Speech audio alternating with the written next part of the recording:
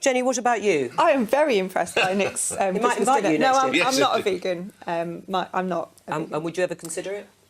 Probably not. I mean, I like corned beef slice and gravy and pork pies and Scotch eggs, and meat. There's a very fine pie shop in Darlington called Taylor's, and I'm a very keen customer, and I just couldn't do without it. But I like vegan food as well. Ed, would you like to try and persuade Jenny, for example, who loves her pie shop in Darlington?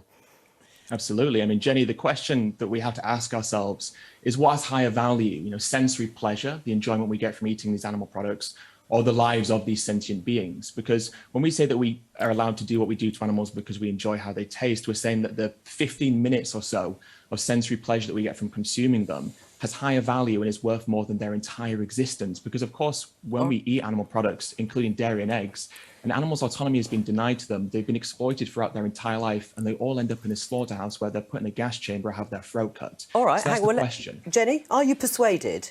I mean, I'm not. I'm not anti-vegan. I enjoy vegan food, but I enjoy other things too. I do agree, though, with what's been said about information, and I think that us having a better understanding of where our food comes from, I think the more food that is produced here in the UK that we eat, the better.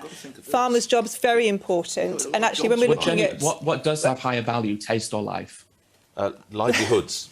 Livelihoods. We have but we can still protect livelihoods of farmers. But also the environment. And there are, I think that we need to... If I had my way, most of what I ate would come from the region where I live. It wouldn't be imported across the world and use vast amounts of water or take up rainforest to produce. I want to eat locally. I want to eat high-quality, nutritious food. And how are those animals killed, Jenny? I know how they're killed. You've done actually a fair... Well, tell me. I don't need to because you just have. No, Jenny, I'd like you to tell me how they're killed. You might like me to, but I think we all know.